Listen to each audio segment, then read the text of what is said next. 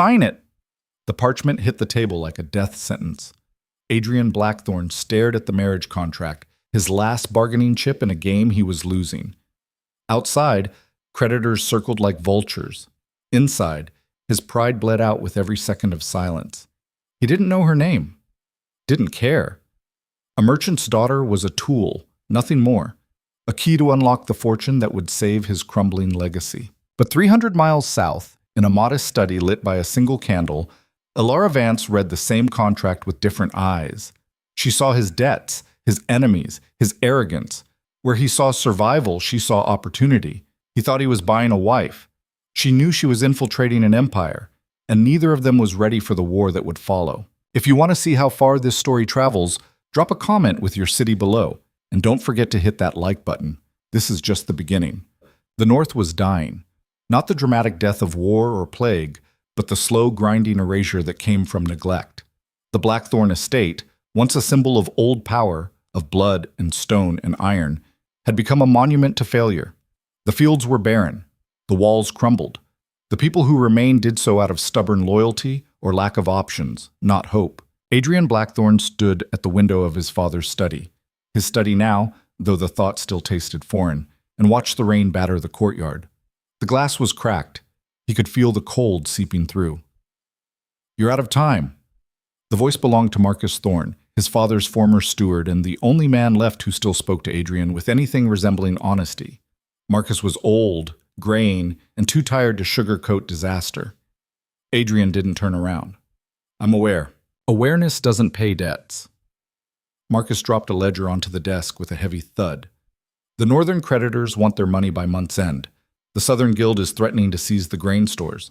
And Lord Varick can go to hell." "Varick," Marcus continued, ignoring him, "has offered to buy the estate outright. For a fraction of its worth, of course. But it's an offer." Adrian's jaw tightened. The Blackthornne name had ruled these lands for 200 years. His grandfather had built fortresses. His father had defended them. And now Adrian, 28 years old, educated in the capital, fluent in philosophy and wine, and absolutely nothing useful, was watching it all collapse because he'd been too proud to learn how to actually run the damn place. "There's another option," Marcus said quietly. Adrian finally turned. "I'm listening." The Vance family, merchants out of Ashford. Wealthy. No title, but they've got the kind of money that makes titles irrelevant. Marcus hesitated. "They have a daughter." Adrian laughed, a short, bitter sound. "You want me to marry a merchant's girl?" "I want you to survive." Marcus met his gaze without flinching. "The Vance dowry would cover your debts and give you breathing room to rebuild. It's not ideal. It's humiliating. It's practical." Marcus's voice hardened. "Your father spent his life fighting wars you never had to see. You inherited peace and wasted it. Now you get to choose your pride or your legacy."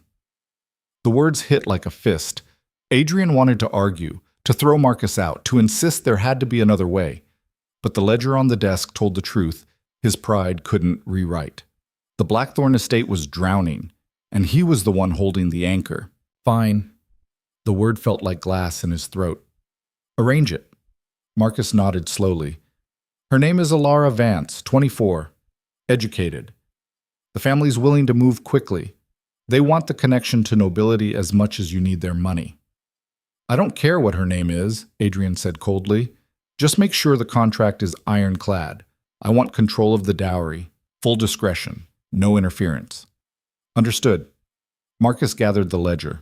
"I'll send word." When the door closed, Adrian poured himself a drink he couldn't afford and stared at the rain. A merchant's daughter. He'd be the laughingstock of every noble house from here to the capital, but at least he'd still have a house. He raised the glass in a silent, mocking toast to his own desperation. And 300 miles away, Elara Vance set down her pen. The Vance estate wasn't grand, not by noble standards, but it was efficient, clean lines, well-maintained, the kind of wealth that didn't need to shout because it could afford to whisper. Elara sat in her father's library, a stack of reports spread across the desk in front of her. Shipping manifests, trade agreements, profit margins.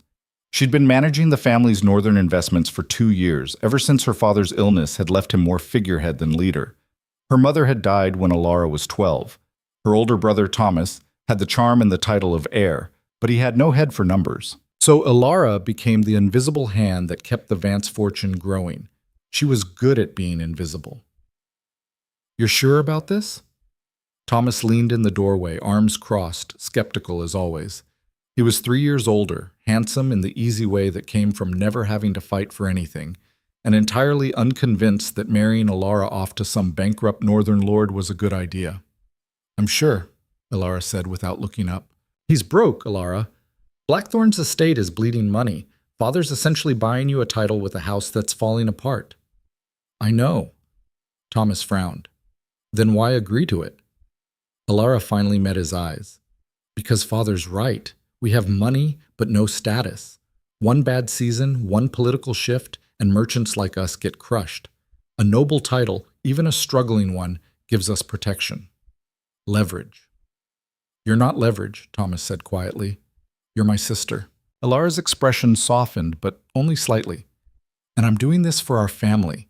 Blackthorne needs money. We need legitimacy. It's a fair trade." "Fair for who?" She didn't answer, because the truth was more complicated than Thomas would understand. Alara had spent her entire life watching men underestimate her. Her father loved her, but he saw her as a daughter, not a successor. Her brother respected her, but he'd never truly see her as an equal. And the world of trade and power and politics, would never take her seriously as long as she was just the merchant's daughter. But a duchess? A duchess had a title, a seat at tables she'd never been invited to. And if that duchy happened to be broken, buried in debt, and ruled by an arrogant fool who didn't know the first thing about managing land or people, well, that just made it easier to fix. She'd read everything she could find about Adrian Blackthorne. Second son, never expected to inherit. His older brother had died in a hunting accident 5 years ago, leaving Adrian, a man trained for leisure, not leadership, holding a crumbling legacy he had no idea how to save. He'd borrowed heavily from the wrong people, alienated his allies, let his people starve while he hosted parties in the capital. He was, in short, a disaster. And Alara was very, very good at fixing disasters. "I'll be fine," she told Thomas. "Trust me." Thomas shook his head but didn't argue further. He knew that tone. Once Alara made up her mind, there was no changing it. 2 weeks later, the contract arrived. Alara read it alone in her room, by candlelight, her expression unreadable. It was exactly what she'd expected. A transactional agreement dressed up in formal language. The dowry, a staggering sum, would be transferred to Adrian upon marriage. In return, Alara would receive the title of Duchess and very little else. No stipulations about her role in managing the estate. No protections. No power. Adrian Blackthorne had written a contract that treated her like a placeholder. Alara smiled. Perfect. She signed her name in careful, elegant script, then sealed the document with wax. Let him think he'd won. Let him believe she was just another sheltered girl trading comfort for status. He'd learn the truth soon enough. The wedding was set for the first week of autumn, at the Blackthorne estate. Alara traveled north with a modest escort. Her father was too ill to make the journey, and Thomas had business in the capital, so she arrived alone. The road to the estate was worse than she'd expected, rutted, overgrown. The villages she passed were half empty, the fields neglected. When the Blackthorne Manor finally came into view, Alara felt a flicker of something that wasn't quite pity. The place was a ruin. The stone walls were cracked and stained with moss. The gates hung crooked on rusted hinges. The courtyard was littered with debris, rotting wood, broken carts, forgotten tools. A few servants moved listlessly through the space, their clothes threadbare, their faces hollow. This wasn't just financial trouble. This was abandonment. Alara's carriage rolled to a stop. A young man in a steward's livery approached, looking nervous. "Lady Vance?" he asked, as if he wasn't entirely sure. "Yes. Welcome to Blackthorne Manor. I'm Peter, the assistant steward. Lord Blackthorne is occupied at the moment. He asked me to show you to your quarters." Occupied. Alara filed that away. Not even present to greet his bride. Either he was making a statement or he genuinely didn't care. She followed Peter inside. The interior was worse, grand once, certainly. High ceilings, faded tapestries, the bones of old wealth. But now it felt like a crypt. Dust coated every surface. The floors were scuffed and stained. Several rooms were closed off entirely, their doors warped and unused. Peter led her to a chamber on the second floor. "This will be your room until the wedding. If you need anything, I need to speak with the head steward," Alara said calmly. Peter blinked. "Marcus? He's with Lord Blackthornne right now, discussing—" "Then take me to them." "I don't think—" "Peter?" Ilara's voice didn't rise, but something in her tone made the young man freeze. "I'm going to be the lady of this house in 3 days. I'd prefer not to start by repeating myself." Peter swallowed. "Of course, my lady. This way." He led her down a corridor to a set of heavy oak doors. Voices drifted through, 2 men arguing. "You can't keep ignoring the grain situation, Adrian. The winter stores are almost gone, and if we don't—" "I'm handling it, Marcus." "You're not. You're stalling, and people are going to starve." Alara didn't wait for Peter to knock. She pushed the door open herself. Both men turned. Marcus, gray-haired, weathered, clearly exhausted, looked startled. Adrian Blackthornne, standing near the window with a glass of something amber in his hand, looked annoyed. "I didn't send for you," Adrian said flatly. Alara met his gaze without flinching. He was tall, dark-haired, sharp-featured in the way that might have been handsome if not for the coldness in his expression. He looked like a man used to being obeyed. "No," Alara agreed. "You didn't." Silence stretched between them. Adrian's eyes narrowed slightly, reassessing. Marcus looked between them like he was watching a blade being drawn. "Lady Vance," Marcus said carefully, "we weren't expecting you until this evening." "I arrived early." Alara stepped further into the room. "I wanted to see the estate before the wedding." "And?" Adrian's tone was mocking. "What do you think?" "I think it's dying," Alara said simply. "And I think you know it." Adrian's expression darkened. "If you're here to lecture me—" "I'm here," Alara interrupted, "to understand what I'm walking into. The contract gives you control of my dowry. Fine, but I'd like to know how you plan to use it." Adrian set his glass down with a sharp clink. "That's none of your concern." "It's entirely my concern. That money came from my family. And now it's mine." Adrian stepped closer, his voice dropping. "Let's be clear about something, Alara. This marriage is a business arrangement. You get a title. I get your father's gold. Beyond that, I don't need your opinions, your input, or your presence outside of official functions. Stay out of my way, and we'll get along fine." Marcus looked like he wanted to sink into the floor. Alara didn't blink. She studied Adrian the way she'd studied contracts, carefully, clinically, looking for weaknesses. And she found plenty. "Understood," she said softly. Adrian looked faintly surprised, as if he'd expected an argument. "Good." Alara turned to Marcus. "I'll need a full accounting of the estate's finances. Debts, assets, income, expenses, everything." Marcus glanced at Adrian, who waved a hand dismissively. "Fine. Give her the ledgers. Maybe she'll understand how bad it really is and stop asking questions." "By tomorrow morning," Alara added. "Tomorrow," Marcus started. "Is that a problem?" "No, my lady." Marcus sounded almost relieved. "I'll have them ready." Alara nodded once, then turned and left without another word. When the door closed, Adrian let out a long breath. "Well, she's exactly as dull as I expected." Marcus said nothing. But he was thinking that Adrian Blackthornne had no idea what he'd just agreed to marry. Alara didn't sleep that night. She sat at the desk in her assigned room, surrounded by ledgers Marcus had quietly delivered after dinner. Candlelight flickered across pages of numbers, contracts, debts. The picture they painted was even worse than she'd anticipated. Adrian owed money to 6 different creditors. The estate's income had dropped 70% in 3 years. The northern fields were fallow. No seed, no labor, no oversight. The people were starving, and Adrian had spent the last year in the capital, spending money he didn't have on appearances he couldn't afford. But buried in the mess, Alara found something interesting: a deed. Transferring a portion of Blackthornne land to a Lord Varick 2 years ago, in exchange for a loan Adrian had never repaid. The land included a silver mine, abandoned now, but the geological surveys suggested it wasn't tapped out, just mismanaged. And in another ledger, a note about a family heirloom. a relic sold to cover debts. The buyer, a merchant in the capital named Carlin Gray. Alara sat back, fingers steepled, mind working. Adrian Blackthorne thought he was clever, thought he could take her money, ignore her existence, and continue pretending he was still the lord of a thriving estate. He had no idea she'd already started taking it apart.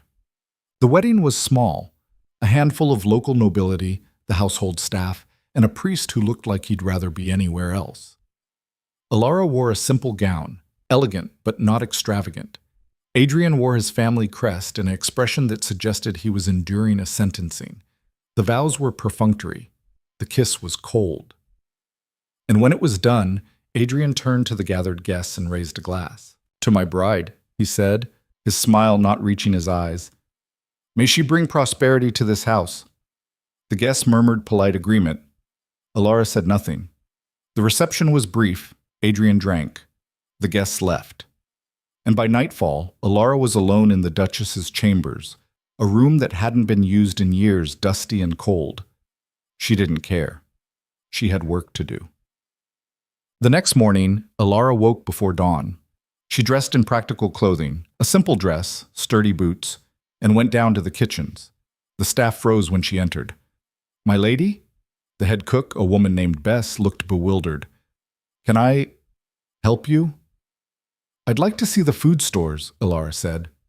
"The stores?" "Yes, the grain, the preserved goods, everything you have for winter." Bess exchanged glances with the other kitchen workers. "It's not much, my lady." "Show me anyway." Bess led her down to the cellars. The storage rooms were nearly empty. A few sacks of grain, some withered vegetables, a handful of salted meats. Enough to last a month, maybe 2, if they rationed carefully. "This is all?" Alara asked. "Lord Blackthorne hasn't ordered new supplies," Bess said quietly, "and we don't have coin to buy them." Alara nodded slowly. "Thank you, Bess." She went back upstairs and found Marcus in his office. "I need a list," Alara said without preamble. "Every person on this estate, names, roles, families, and I need to know which families in the surrounding villages are in the worst shape." Marcus stared at her. "My lady, I'm not asking Lord Blackthorne's permission," Alara said calmly. "I'm asking you to do your job. Can you get me that list or not?" Marcus hesitated, then nodded. "I can." "Good. I'll also need access to the estate's correspondence. Anything related to debts, contracts, or land transfers in the last 5 years."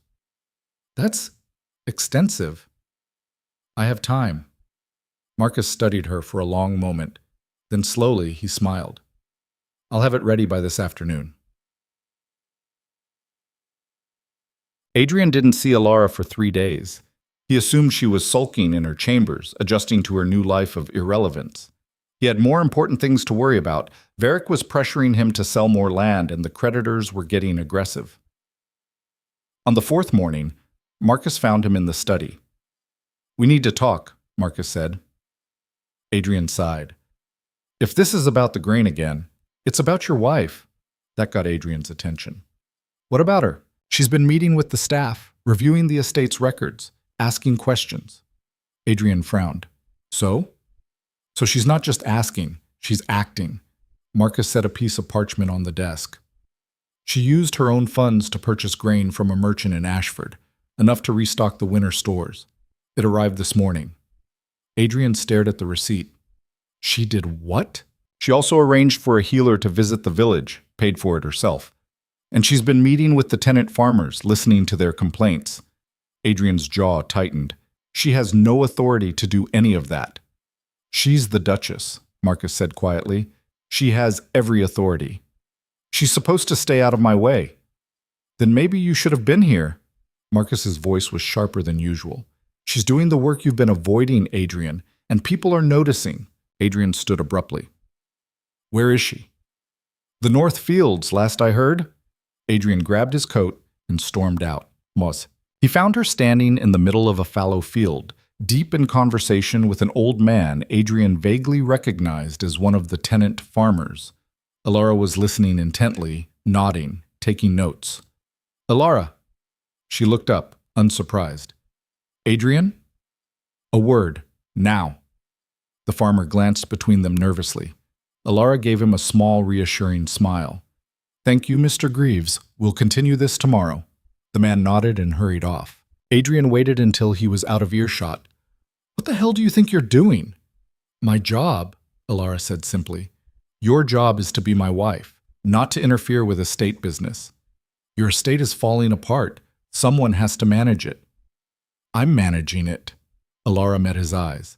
"No, you're not." Adrian's hands clenched. "You don't know anything about running land like this." "I know more than you do." Alara's voice was calm, clinical. "You've let the fields go to waste. You've ignored your people. You've sold off assets for short-term relief and made your long-term situation worse. The grain I bought will keep your staff and tenants from starving this winter. You're welcome." "I didn't ask for your help. You didn't have to." Alara stepped closer. "You signed a contract that gave you my dowry. Fine. But I didn't sign away my ability to think, Adrian, or to act. If you want to keep pretending you're in control, that's your choice. But I'm not going to stand by and watch people suffer because of your pride." For a moment, Adrian couldn't speak. He'd expected obedience, deference, maybe resentment. But this quiet, unshakable certainty was something else entirely. "You're overstepping," he said finally. "Then stop me." Alara's gaze didn't waver. "If you think I'm wrong, prove it. Show me you can run this estate better than I can. Otherwise, stay out of my way."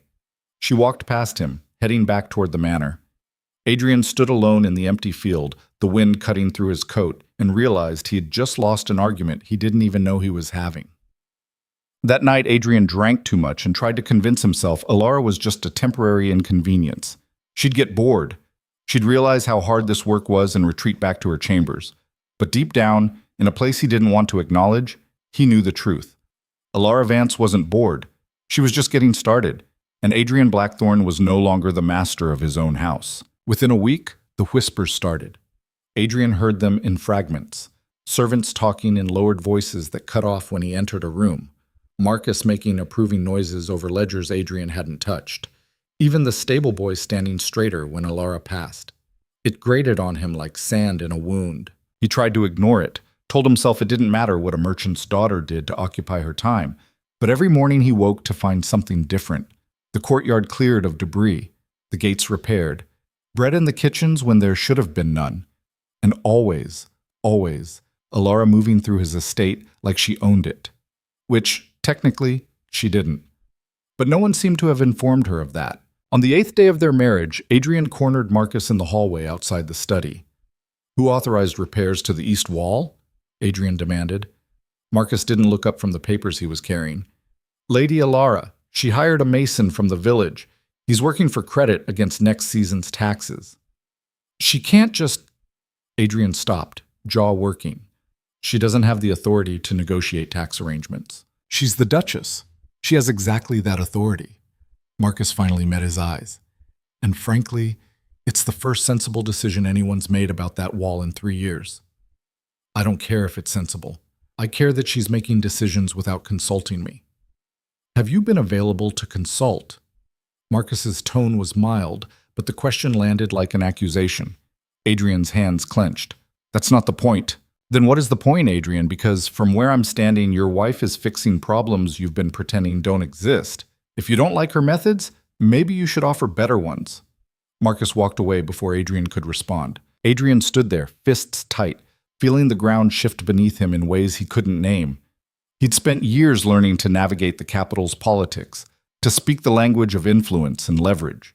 But this quiet, methodical dismantling of his authority was something else entirely.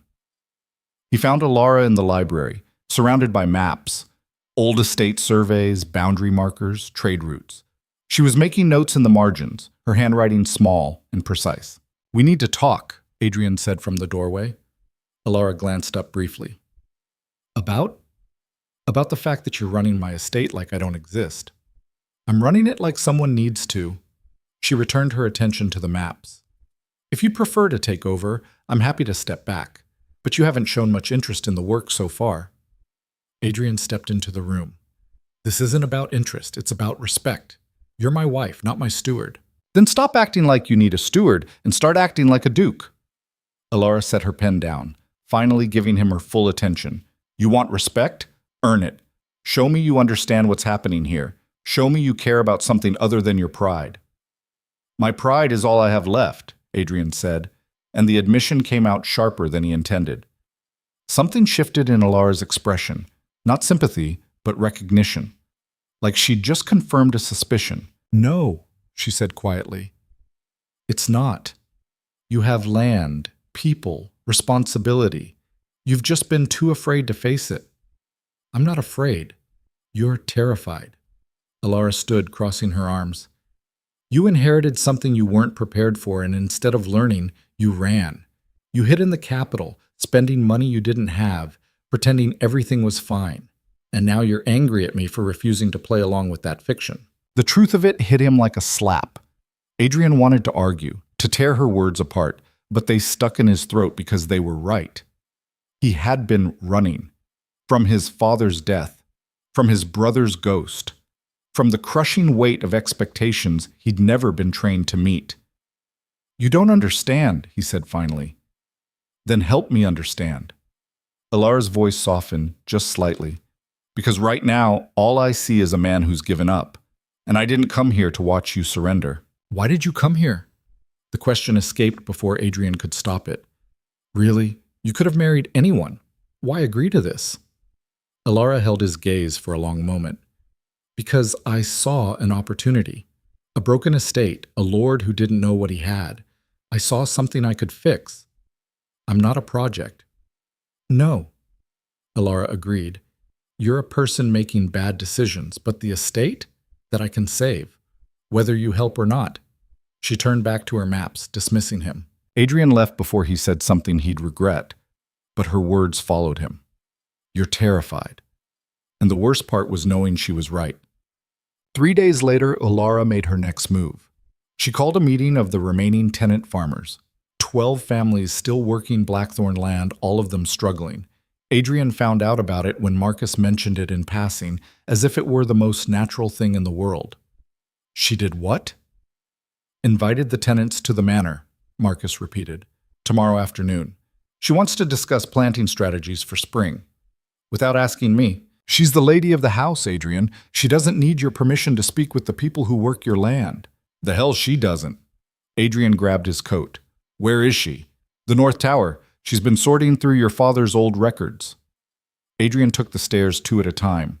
The North Tower had been his father's private workspace, untouched since the old Duke's death, full of dusty ledgers and memories Adrian had been avoiding for 5 years. The door was ajar. Inside, Alara sat cross-legged on the floor, surrounded by papers, her hair falling loose from its pins. She looked up when he entered, unsurprised. You can't hold a meeting with my tenants without my approval, Adrian said. I'm not asking for approval. I'm informing you it's happening. Alara returned to the document she was reading. You're welcome to attend if you'd like. If I'd like? This is my estate. Then act like it. Alara's tone was calm, but there was steel underneath. These people have been waiting for someone to listen to them for years. I'm listening. If that bothers you, maybe you should ask yourself why. You're undermining me. I'm doing your job. Alara looked up, her dark eyes sharp. Your tenants are afraid to come to you. Do you know that? They think you'll ignore them, or worse, punish them for asking for help. So they suffer in silence while their fields fail and their children go hungry. That's not... It's exactly true. Alara stood holding a ledger. Your father kept detailed records. He knew every family by name. He knew their struggles, their debts, their needs. And he helped them. Not out of charity, but because he understood that their success was his success. She crossed to him, holding out the ledger. Read it. See what this place used to be. Then ask yourself if you're ready to let it die, because you're too proud to admit you need help. Adrian stared at the ledger, his father's handwriting. Notes about crop rotations, loan extensions, harvest festivals. A record of care Adrian had never witnessed, never knew existed. I didn't know he did this, Adrian said quietly. I know. Alara's voice gentled. But you could learn, if you wanted to. Adrian took the ledger, the weight of it heavy in his hands. What time is the meeting? 2:00. Tomorrow. He nodded stiffly. I'll be there. Alara's expression didn't change, but Something in her posture eased. Good. The meeting happened in the manor's main hall, a space that hadn't been used for anything but storage in years. Alara had it cleaned, the long table set with simple refreshments. When the tenants arrived, they looked nervous, uncertain. Most of them had never set foot inside the manor. Adrian stood near the window, watching. Alara greeted each family by name, names she'd learned from Marcus, from the ledgers, from walking the fields herself. She shook hands, asked about children, made them feel seen. It was humbling to watch. When everyone was seated, Alara didn't give a speech. She asked questions. Mr. Greaves, you mentioned the irrigation ditches near your property are failing. How long has that been a problem? Greaves, an older man with weathered hands, glanced nervously at Adrian before answering. 3 years, my lady, maybe more. And no one's repaired them? We asked, but Greaves trailed off, uncomfortable. But you were told there was no money, Alara finished. I understand. That's going to change. I want a list of every infrastructure issue on your lands. Ditches, fences, wells, anything that's failing. We'll prioritize repairs starting next week. A younger woman, Mrs. Hale, spoke up hesitantly. Begging your pardon, my lady, but how? The estate doesn't have the funds. The estate has a new budget, Alara said simply, and I have connections to suppliers who'll work on credit. It's not charity, it's investment. Your land produces better, we all benefit. The tenants exchanged glances, cautious hope flickering across their faces. Adrian felt something twist in his chest. This was what leadership looked like. Not grand pronouncements or distant authority, but presence, attention, care, things he'd never learned to give. My lady, another farmer said, what about seed for spring? We don't have enough, and without it... I've already arranged a shipment, Alara said. It'll arrive before the planting season. You'll pay it back with a percentage of the harvest. Fair rates, nothing predatory. And if the harvest fails, someone asked, then we renegotiate. I'm not interested in breaking you. I'm interested in building something sustainable. The room was silent for a moment. Then old Greaves laughed, a rough, disbelieving sound. Forgive me, my lady, but are you real? Alara smiled slightly. I'm told I'm very real. Annoyingly so. That got a ripple of laughter. The tension in the room eased, and Adrian, standing in the corner, realized he'd become a ghost in his own house. But... After the tenants left, Alara found him still in the hall, staring at nothing. You didn't say anything, she observed. I didn't know what to say. Adrian turned to face her. You made promises I don't know if we can keep. We can keep them, Alara said. I've already done the math. With my money. With our money. Your title, my dowry. That was the deal, remember? Adrian's jaw tightened. You're making me look weak. You're making yourself look weak. Alara's voice was sharp now, frustration breaking through. I'm giving you a chance to learn, to be part of this, and you keep acting like I'm the enemy. I'm not. I'm your wife. And whether you like it or not, I'm going to save this place. You can help or you can sulk. Your choice. She walked away, leaving Adrian alone with his wounded pride and the uncomfortable realization that she was right. Again. That night, Adrian did something he hadn't done in years. He went down to the village. It was dark, cold, the kind of northern night that sank into your bones. He walked past shuttered houses, past the smith's forge, past the small chapel at the village center. Lights flickered in windows. Somewhere, a dog barked. He ended up at the tavern, a rundown building that somehow still served ale. Inside, a handful of men huddled around the fire. They looked up when Adrian entered, and the conversation died. My lord, the tavern keeper said nervously, we weren't expecting... Just a drink, Adrian said, nothing formal. He sat at the bar. The keeper poured him something that might have been whiskey. The other men slowly returned to their conversation, though they kept glancing at him. Adrian drank in silence, listening. Heard the Duchess bought seed for spring. Real seed, not the cheap stuff. Aye, and she's fixing the ditches. Sent men to survey them yesterday. Think she'll actually follow through? Dunno, but she's done more in 2 weeks than his lordship's done in 5 years. Adrian's hand tightened on the glass. Careful, one of the men said. He's right there. I know. The speaker, a man Adrian vaguely recognized from the meeting, met his eyes across the room. Maybe he should hear it. The tavern went quiet. Adrian could have left, could have pulled rank, made threats, reminded them who he was. But the words stuck in his throat, because they were right. You want to say something to me, Adrian said finally. Say it. The man hesitated, then stood. He was younger than Adrian, maybe 25, with the broad shoulders of someone who worked the land. Begging your pardon, my lord, but we've been waiting for help, for leadership, for anything. Your father, he cared. He knew our names. He helped when times were hard, but you? The man shook his head. You left, and we've been dying ever since. I didn't leave, Adrian said, but it sounded hollow even to him. You weren't here. Same thing. The man's voice wasn't angry, just tired. But your wife. She's here. She listens. And for the first time in years, we've got hope. Adrian stared into his drink. I didn't know it was this bad. You didn't ask. The words landed like stones. Adrian set down his glass, his chest tight. You're right, he said quietly. I should have asked, should have been here. I'm sorry. The men stared at him. Apologies, apparently, were not something they'd expected. The tavern keeper broke the silence. Well, that's a start, at least. Adrian left a coin on the bar and walked out into the cold. And for the first time, he understood what Alara had been trying to tell him. This wasn't about pride or authority. It was about people, real people, who'd been suffering while he'd been hiding. He'd wasted 5 years running from responsibility. But Alara hadn't given him a way out. She'd given him a mirror, and he hated what he saw. The next morning, Adrian found Alara in the estate office, reviewing contracts. I want to help, he said without preamble. Alara looked up, one eyebrow raised. With? Everything. The estate, the repairs, the tenants. I want to learn.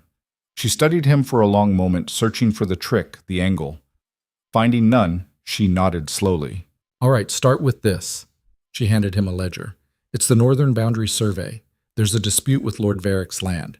I need you to review the original deed and tell me where our legal claim stands. Adrian took the ledger. That's it? That's the beginning. Alara returned to her work. If you can handle it without complaining, we'll move on to something harder. Adrian bit back a retort and sat down. For the next 3 hours, he read. Boundary lines, old contracts, legal clauses written in language so dense it gave him a headache. But he pushed through. And when he found the relevant clause, a provision that confirmed Blackthorne's claim to the disputed land, he felt a small, absurd spark of pride. Here, he said, showing Alara, the deed from 1803. It clearly marks the river as the boundary, not the ridge. Alara scanned it, then nodded. Good. That means Varric's been encroaching for 2 years. We can push back. How? A letter, polite but firm, citing the legal claim. She glanced at him. You should write it. Me? You're the Duke. It'll carry more weight coming from you. Adrian hesitated, then nodded. All right. He drafted the letter that afternoon. Alara reviewed it, made a few edits, tightened the language, sharpened the tone, and then approved it. Not bad, she said. It was the closest thing to praise Adrian had heard from her. He told himself it didn't matter, but it did. The work became routine. Every morning, Adrian met Alara in the office. She gave him tasks, reviewing contracts, meeting with suppliers, walking the fields to assess damage. It was exhausting, tedious. And slowly, without realizing it, Adrian started to understand how the estate actually worked. He learned the names of the tenants, learned which fields flooded in spring, which crops rotated best, which families needed extra support. He learned to read a harvest projection, to negotiate with merchants, to prioritize repairs based on impact rather than convenience. And he learned that Alara was brilliant, not in the flashy way the capital valued. She didn't make grand speeches or dazzling moves, but she was thorough, patient. She saw systems where Adrian saw chaos, found solutions where he saw only problems. It was humbling and infuriating, and strangely, clarifying. 3 weeks into their fragile partnership, a crisis hit. One of the tenant families, the Carters, lost their barn to a fire. No one was hurt, but the structure was gone, and with it, their winter hay and tools. Alara found out before Adrian did. By the time he reached the site, she was already there, standing in the ashes with Mrs. Carter, who was crying. "We'll rebuild," Alara was saying. "Don't worry about the cost. We'll work it out." "But my lady, we can't afford—" "I said we'll work it out." Alara's voice was firm but kind. "Your family has been loyal to this estate for 3 generations. We're not abandoning you now." Adrian approached slowly. Mrs. Carter saw him and immediately dropped into a curtsy, wiping her eyes. "My lord, I'm so sorry. We tried to save it, but the fire—" "It's not your fault," Adrian said. He surprised himself with how much he meant it. "Alara's right. We'll rebuild. Better than before." Mrs. Carter looked between them, tears streaming down her face. "Thank you. Thank you both." When she left to find her husband, Adrian turned to Alara. "We don't have the money for this. We'll find it." "How?" Alara's expression went cold, hard. "There's something I haven't told you yet." She took him back to the manor, to the office, and pulled out a small wooden box he'd never seen before. Inside was a pendant, silver with the Blackthornne crest engraved in the center. It was old, beautifully crafted, and unmistakably valuable. Adrian's breath caught. "That's your family's relic," Alara finished. "The one you sold 2 years ago to pay off a debt to a merchant named Carlin Gray." Adrian's stomach dropped. "How did you—" "I bought it back." Alara set the box on the desk. "Before the wedding. I tracked down Gray, negotiated a price, and purchased it. It cost 1/4 of my dowry." Adrian stared at her, speechless. "I planned to return it to you," Alara continued, "as a gesture of good faith, but you made it clear you didn't want my gestures. So I kept it, and now I'm going to sell it again." "What?" "No." Adrian reached for the box, but Alara pulled it back. "The Carters need a barn. The estate needs repairs. This relic is worth enough to cover both and leave a reserve for emergencies. It's the practical choice." "It's my family's history. It's a piece of metal." Alara's eyes were relentless. "And right now, people matter more than symbols. Unless you disagree?" Adrian's hands shook. That pendant had been in his family for generations. His father had worn it, his grandfather. It was one of the last pieces of the old world he had left. But Alara was right, and he hated her for it. "Fine," he said hoarsely. "Sell it." Alara's expression softened, just slightly. "I'm sorry. I know what it means to you." "Do you?" "Yes." She closed the box gently. "But I also know what survival costs, and I'm willing to pay it. The question is, are you?" Adrian didn't answer. He couldn't, because the truth was, he didn't know anymore. Alara sold the relic within a week. The money rebuilt the Carters' barn, repaired 2 more boundary fences, and bought a new plow for the south fields. The tenants started calling her the Iron Duchess. Adrian heard the name and felt something crack inside him, pride maybe, or the last remnants of who he used to be. And then, on a cold evening in late autumn, everything shattered. A rider arrived from the capital, a messenger carrying a letter sealed with Lord Varick's crest. Adrian opened it in the study, alone. The letter was brief, polite, poisonous.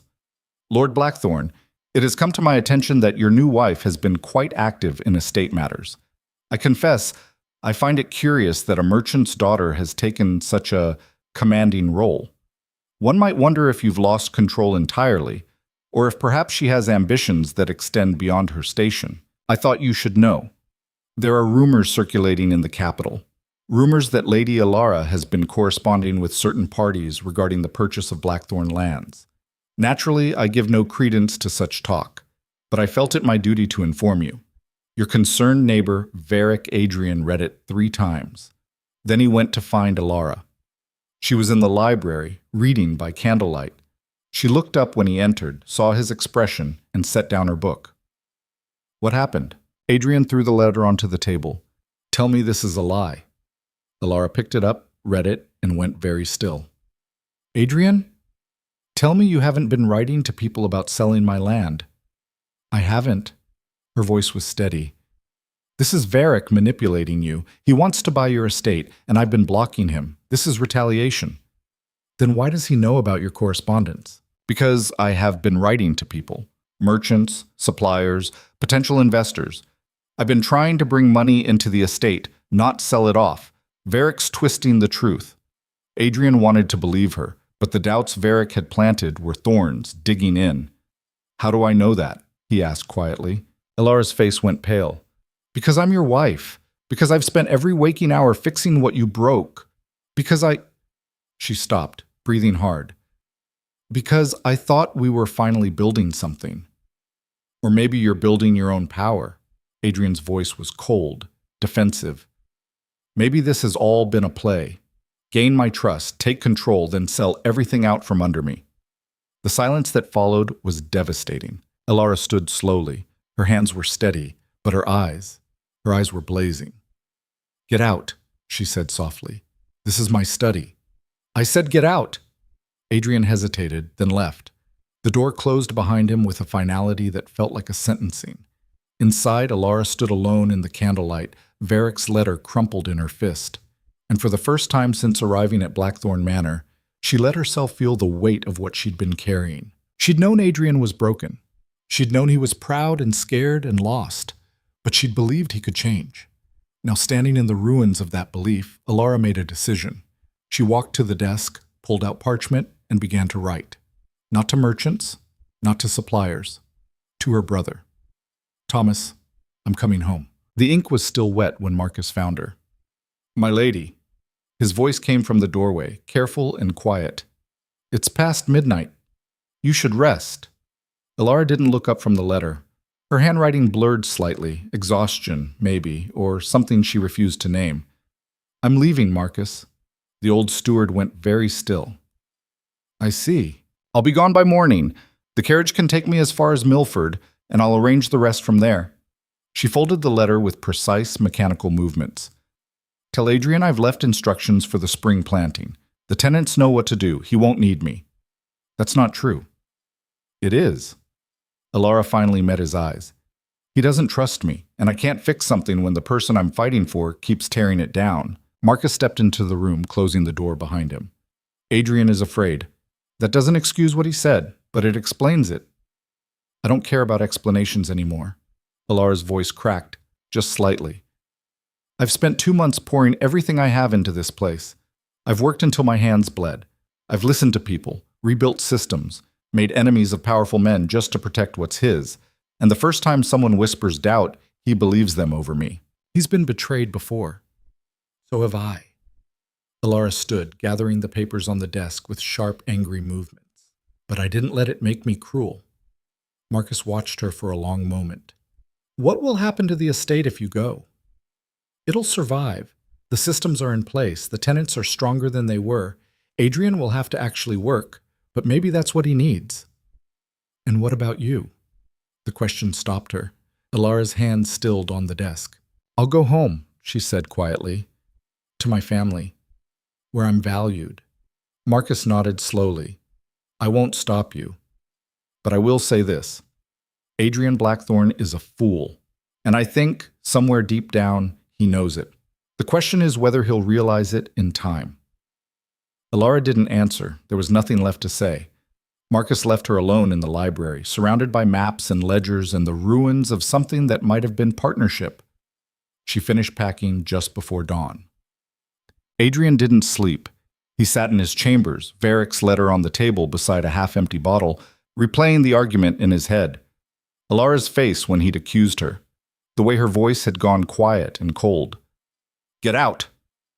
He told himself he'd been right to question her. She was a merchant's daughter, an outsider, someone who'd come into his life and taken control like she owned it. Of course there would be doubts. Of course he'd be cautious. But the justifications felt hollow, because the truth he'd been avoiding since the moment she'd walked into his study and refused to be invisible, was that Elara terrified him. Not because she was cruel or manipulative, but because she was competent. She saw through him, saw his failures, his fears, the desperate scrambling he'd been doing to hold on to a legacy he didn't know how to preserve. And instead of pitying him, she'd offered to help. And he'd thrown it back in her face. Adrian drank until the bottle was empty and dawn crept through the windows. Then he stood, unsteady, and went to find her. The library was dark, empty. He checked the office, the North Tower, the gardens. Nothing. Panic started to creep in, irrational, sharp. He found Peter in the hallway, carrying linens. "Have you seen Lady Alara?" Peter looked uncomfortable. "She left, my lord. About an hour ago." The world tilted. "Left where?" "I don't know. She had a bag, said she was taking the carriage to Milford. Marcus might know more." Adrian didn't wait. He ran. He found Marcus in the courtyard, overseeing the morning work. The old steward looked up, unsurprised. "Where is she?" Adrian demanded. "Gone." Marcus's tone was flat. "As of an hour ago." "Gone where?" "Home, I expect." "To her family." Marcus turned back to the workers. "Can't say I blame her." Adrian grabbed his arm. "You let her leave?" Marcus pulled free, his expression hard. "I'm not her jailer, Adrian, and neither are you. She made a choice. After what you said to her, can you honestly be surprised? I was protecting myself. You were being a coward." Marcus's voice cut like a blade. "That woman has done more for this estate in 2 months than you've done in 5 years. She's fought for you, worked herself to exhaustion for you, and the moment someone plants a seed of doubt, you water it. So yes, she left, and you have no one to blame but yourself." The words hit like fists. Adrian stepped back, breathing hard. "How do I fix this?" Marcus stared at him. "You go after her, and you pray she's willing to listen." Adrian didn't take the carriage. He took his horse, a gelding that hadn't been ridden hard in months, and rode south like a man fleeing damnation. Milford was 6 hours away by carriage, maybe 4 on horseback if he pushed. The road was rough, still muddy from recent rain, and the cold bit through his coat. Adrian didn't care. He rode until his legs ached and his hands were numb, and when the horse started to flag, he pushed harder. He caught up to the carriage 2 hours outside Milford. It was moving slowly, the driver clearly in no rush. Adrian spurred his horse alongside and the driver pulled up, startled. "My lord?" Adrian dismounted, stumbling slightly. The carriage door opened. Alara stepped out, her expression unreadable. For a moment, they just stared at each other. "You came after me," Alara said finally. Not a question, an observation. "You left." Adrian's voice was rough, hoarse from the cold and the riding. "Without a word. I left you a letter, instructions for the estate, everything you'd need." "I don't want instructions. I want—" He stopped, the words tangling. "I want to apologize." Alara's face didn't change. "For what, specifically?" "For accusing you. For doubting you. For being—" He exhaled hard. "For being exactly the kind of man you said I was. A coward." "Yes," Alara said quietly. "You were." The admission hung between them. Adrian had expected anger, maybe defiance, but this calm, clinical acknowledgement was worse. "Varric lied," Adrian said. "I know that now. I should have known it then. I should have trusted you. But you didn't." "No." Alara looked away toward the road stretching south. "Do you know what the worst part was? Not that you doubted me. I expected that. You've been suspicious since the day we met. The worst part was that I thought we were past it. I thought we were building something. And then, the moment it mattered, you proved I was wrong." "You weren't wrong." Adrian stepped closer. "We were building something, and I destroyed it because I was afraid." "Of what?" "Of you." The confession came out raw. "Of needing you. Of the fact that you're better at this than I am. That you see things I can't, fix things I break. I've spent my whole life being the second son, the disappointment, the one who wasn't good enough. And then you showed up and proved it, every single day." Alara finally looked at him. Her eyes were shadowed, tired. "I never wanted to make you feel that way." "I know, but I felt it anyway. And instead of dealing with it, I lashed out." Adrian's hands clenched. "I'm sorry, I know that's not enough, but it's all I have." Alara was silent for a long time. The wind picked up, carrying the scent of rain. "What do you want from me, Adrian?" "I want you to come back." "Why?" "Because the estate needs you. The people need you. He stopped, the words catching. I need you. You didn't need me yesterday. I was lying to myself. Adrian took another step. I've been lying to myself since the day we met, pretending you were just a transaction, just a means to an end. But you're not. He struggled for the words. You're the only person who's ever believed I could be more than I am. And I can't do this without you. You'll have to. Alara's voice was soft but firm. Because I'm not coming back to be doubted every time someone whispers poison in your ear. I'm not coming back to fight for respect I've already earned. I deserve better than that. You do, Adrian agreed. You deserve someone who trusts you, who sees you, who doesn't let fear make him cruel. He met her eyes. I want to be that person, but I don't know how. Then learn. Teach me. Alara laughed, a short, bitter sound. I'm not your tutor, Adrian. No, you're my wife, and I've been a terrible husband. He reached into his coat, pulled out a folded piece of parchment. This is the marriage contract, the one that gave me control of your dowry, your life. I'm voiding it. Alara stared at the document. What? I'm giving you full legal control of the estate finances, joint authority over all decisions. Your name on every contract, every deed. Adrian held it out. No more transactions, no more leverage, just partnership, if you'll have it. You can't do that. The creditors will deal with both of us, or neither. Adrian's voice was steady now, certain. I'm done hiding behind titles and contracts. If we're going to save Blackthornne, we do it together, as equals, or not at all. Alara took the parchment with shaking hands. Read it, then read it again. This is insane, she whispered. Probably. You're giving me everything. I'm giving you what you've already earned. Adrian stepped back, giving her space. I'm not asking you to forgive me. I'm asking you to give me a chance to prove I can be better. And if you can't, if you'd rather go home, I'll understand. But I had to try. The silence stretched. Alara stared at the contract, her expression unreadable. Then she looked up. If I come back, and I'm not saying I will, things change. Completely. I know. You don't get to undermine me. You don't get to second-guess my decisions. You don't get to play Duke while I do the work. Agreed. And the first time you doubt me, the first time I'm gone. For good. Adrian nodded. Understood. Alara studied him for a long moment, searching for the lie, the angle, finding only exhaustion and desperate sincerity. I'll think about it, she said finally. It wasn't forgiveness, but it was a crack in the wall. Adrian exhaled, the tension bleeding out of him. That's all I'm asking. Alara climbed back into the carriage. Before she closed the door, she looked at him one last time. You rode 4 hours to catch me. Yes. You look half frozen. I am. Something that might have been the ghost of a smile crossed her face. Idiot. The door closed, the carriage rolled forward, but it turned north, back toward Blackthornne. Adrian mounted his horse and followed, hope and terror warring in his chest. They didn't speak on the journey back. Alara stayed in the carriage. Adrian rode alongside, numb from cold and relief and the crushing weight of what he'd almost lost. When they reached the estate, it was nearly dark. The staff came out to greet them, confused and cautious.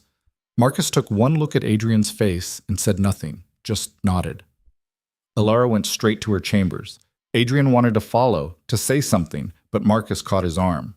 Give her space, the old steward said quietly. She came back. That's more than you deserved. I know. Then don't waste it. Adrian nodded and went to his own rooms, cold and empty and full of regret. 3 days passed. Alara worked. She met with tenants, reviewed contracts, organized repairs. She was civil to Adrian, polite even, but distant, like he was a colleague, not a husband. Adrian let her set the pace. He showed up to meetings, did the work she assigned, kept his mouth shut and his doubts to himself. On the 4th day, a letter arrived from Lord Varick. Alara opened it in the office, Adrian standing nearby. Her face went cold as she read. He's escalating, she said finally. What does it say? Alara handed him the letter. It was short, viciously polite. Lady Alara, I hear you've returned to Blackthornne. How fortunate.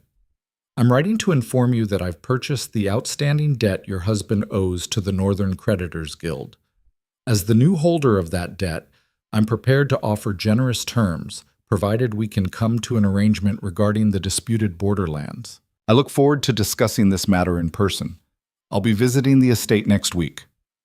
Yours in friendship, Varric. Adrian's blood went cold. He bought the debt? All of it, apparently. Alara set the letter down. Which means he controls when it's called in. He can ruin us whenever he wants. How much are we talking? 30,000 marks, due in full within 60 days if he demands it. Adrian felt the ground drop out from under him. We don't have that.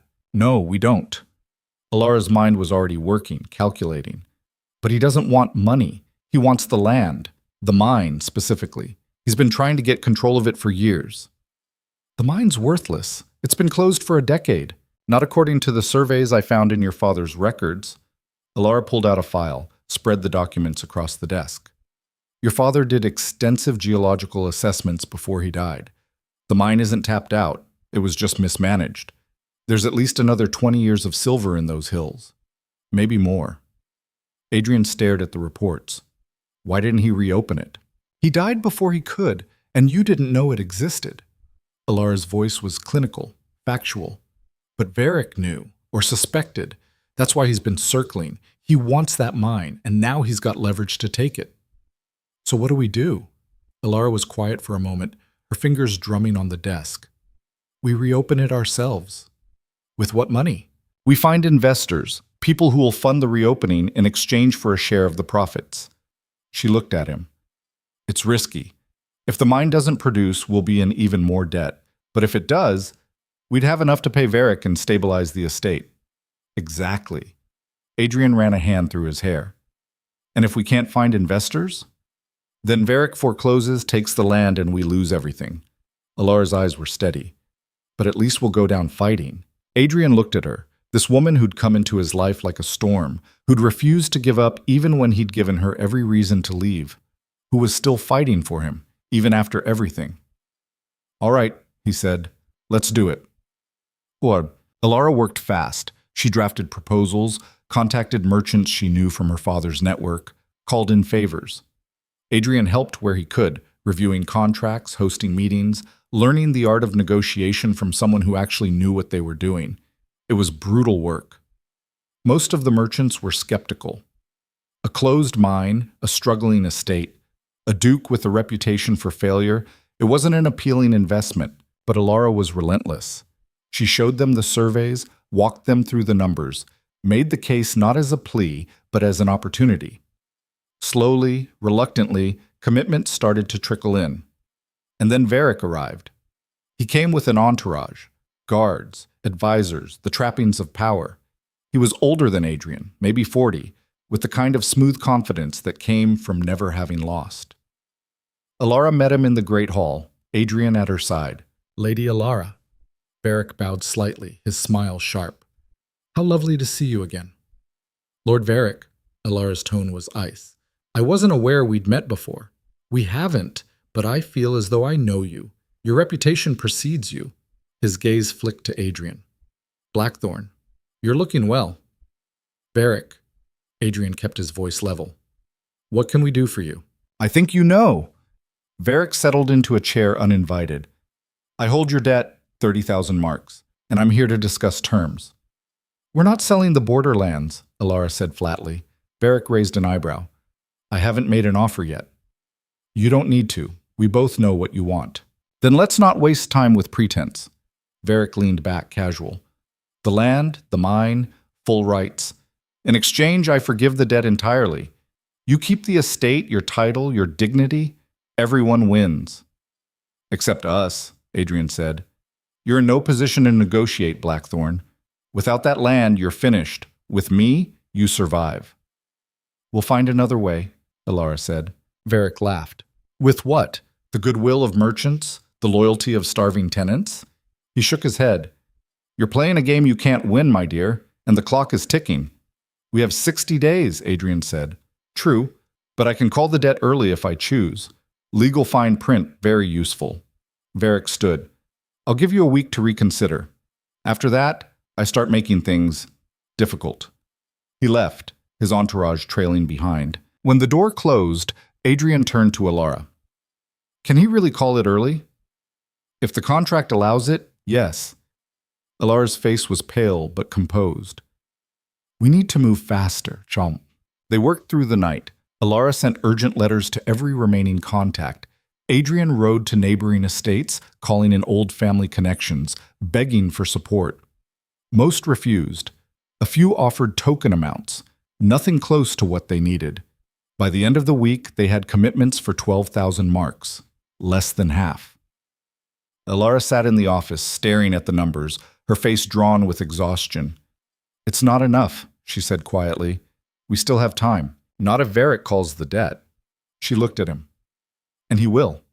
The moment he realizes we're trying to outmaneuver him. Adrian paced, frustration boiling over. There has to be something. Another asset, another option. There isn't, Alara's voice cracked. I've gone through everything, Adrian. We're out of moves. The defeat in her tone was worse than any argument. Adrian stopped pacing, staring at her. I'm sorry, he said. This is my fault. If I'd managed things better, if I hadn't wasted so much— Stop. Alara stood, her eyes blazing. We don't have time for self-pity. We need solutions. I don't have any. Then we find them together. She crossed to him, grabbed his hands. We've come this far. We're not giving up now. Adrian looked down at their joined hands, feeling the steadiness in her grip, the determination. What do you need from me? He asked. I need you to trust me, completely. Alara's gaze was fierce. Because I have one more play, but it's dangerous. And if it fails, we lose everything. Tell me. Alara hesitated. Then she pulled out a sealed letter, set it on the desk. I wrote to my brother, asked him to loan us the remaining funds. Adrian's stomach dropped. Alara. He'll do it, but there will be conditions. He'll want oversight, a stake in the mine, influence over how the estate is run. She met his eyes. It means giving up some control, sharing power with someone outside the family. Your family. Yes. Adrian understood what she was offering, what it would cost. The Blackthornne estate had been independent for 200 years. Bringing in outside partners, especially merchants, would be seen as weakness, failure, but it would also be survival. If we do this, Adrian said slowly, there's no going back. I know. The other nobles will see it as surrender. They'll say, I sold out to merchants. They'll say worse things if you lose everything. Adrian looked at her. This woman who'd sacrificed her dowry, her pride, her peace, all for an estate that wasn't even hers by blood. Why? He asked. Why are you still fighting for this? Alara was quiet for a long moment. Because I'm tired of watching good things die because people are too proud to save them. Your estate can be great again, Adrian. Your people can thrive, but only if you're willing to let go of the idea that you have to do it alone. And if I can't, then I'll leave. For real this time. And you can face Varric on your own. The ultimatum hung between them. Not cruel, just honest. Adrian thought about his father, his brother, the long line of Blackthorns who'd ruled these lands with strength and independence. And he thought about the tenants, the Carters, the Greaves, all the families who'd stayed loyal through years of neglect. They deserved better than his pride. Send the letter, Adrian said. Alara's eyes widened. You're sure? No, but I'm trusting you. He squeezed her hands. So let's see if that's enough. Alara sent the letter that night. Express courier, the fastest route south. The reply came 3 days later. Thomas Vance agreed to the loan. 15,000 marks, with a 20% stake in the mine and quarterly oversight of estate finances. It was harsh, invasive, humiliating, and it was exactly what they needed. Alara showed Adrian the terms. He read them twice, his jaw tight. Then he signed. With the full funding secured, work on the mine began immediately. Alara hired engineers, negotiated with laborers, set up supply lines. Adrian worked alongside her, learning as he went, no longer pretending he knew better. The tenants watched the mine reopen with cautious hope. The nobles watched with barely concealed scorn. and Varric watched with growing fury. 2 weeks before the debt was due, he returned. This time, he didn't come to negotiate. He came with the local magistrate and a writ of seizure. "I'm calling the debt," Varric announced in the great hall, his smile vicious. "Full payment, due immediately." Alara stepped forward, calm. "We have the funds." Varric's smile faltered. "Impossible." "We secured investors. The debt is covered." She handed him a sealed bank draft. 30,000 marks, as agreed. Varric stared at the draft, his face darkening. "This is merchant money. It's legal tender. That's all that matters." "You mortgaged your family's legacy to merchants," Varric spat at Adrian. "Your father would be ashamed." "My father would do whatever it took to protect his people," Adrian said quietly. "So am I." Varric crumpled the draft in his fist. "You think you've won? This isn't over, Blackthornne. I'll destroy you, both of you." "You're welcome to try," Alara said coldly, "but you'll have to get in line." Varric left, rage radiating off him in waves. When he was gone, Adrian turned to Alara. "That was dangerous," she finished. "He'll come after us now, harder than before." "Then we'll be ready." Alara looked at him, really looked, for the first time since the argument, and she saw something different. Not arrogance, not fear. Resolve. "Yeah," she said softly. "We will." But neither of them realized how right she was. That night, as the household slept, fire erupted in the mine shaft. Not an accident, sabotage. And by dawn, everything they'd fought for was burning. The alarm bell woke them at 3 a.m. Adrian was on his feet before he was fully conscious, the metallic clang reverberating through the stone walls like a scream. Alara appeared in his doorway seconds later, already dressed, her face pale in the lamplight. "The mine," she said. They ran. By the time they reached the site, half the household was already there. The entrance to the mine shaft was belching black smoke, flames licking up from the depths. Workers stood in clusters, some coughing, others just staring in numb horror. Marcus found them in the chaos. His face was smudged with soot. Fire started deep in the main shaft, spread fast, too fast to be natural. "How many people were inside?" Alara demanded. "Night shift. 4 men. Marcus's voice cracked. "We got 3 out. The 4th, Davies, he went back for tools and equipment. We haven't seen him since." Adrian felt his stomach drop. "We have to get him out." "The supports are failing," one of the engineers said, stepping forward. "If we go in now, the whole thing could collapse." "Then we shore it up," Adrian said. "With what? It would take hours." "Oh, so we work fast." Adrian turned to the gathered workers. "I need volunteers. We go in, we find Davies, we get out. I'm not leaving him to die." Silence. The workers looked at each other, fear and uncertainty written across their faces. Then old Greaves stepped forward. "I'll go." "Me too," said another man. Then another. Within minutes, Adrian had a team. Alara grabbed his arm before he could move. "This is insane," she said quietly. "You could die in there." "So could Davies, because we asked him to work." Adrian met her eyes. "I won't let him pay for our choices." Alara's jaw tightened. Then she turned to Marcus. "Get every bucket, every barrel we have. Start a water line. If the fire spreads, we drown it." Marcus nodded and started shouting orders. Adrian pulled a wet cloth over his face and led his team into the smoke. Bump. The heat hit him like a wall. The air inside the mine was thick, choking, the visibility almost zero. Adrian moved forward by memory and touch, one hand on the support beams, the other holding a lamp that did almost nothing against the darkness. Behind him, Greaves coughed. "Davies, can you hear us?" No response, just the roar of fire and the ominous creak of straining wood. They pushed deeper, the smoke got worse. Adrian's eyes burned, his lungs screaming for clean air. He forced himself to keep moving. And then he heard it, a weak shout from somewhere to the left. "There!" Adrian changed direction, stumbling over debris. The flames were closer here, dancing along the wooden supports, consuming everything. They found Davies pinned under a collapsed beam, his leg twisted at a wrong angle. He looked up at them with pain-glazed eyes. "Took you long enough," he rasped. "Yeah, well, we had to get pretty first." Adrian dropped beside him, assessing the beam. It was massive, and the flames were already eating into it. "This is going to hurt." "Can't hurt worse than it already does." Adrian and Greaves lifted together. The beam shifted, grudgingly, and Davies screamed but dragged himself free. 2 other workers grabbed him, supporting his weight. "Go," Adrian ordered. "Now." They moved as fast as they could, which wasn't fast enough. Behind them, the fire was spreading, the supports groaning. Adrian could feel the mountain pressing down, the whole structure on the verge of surrender. They were 20 feet from the entrance when the first support gave way.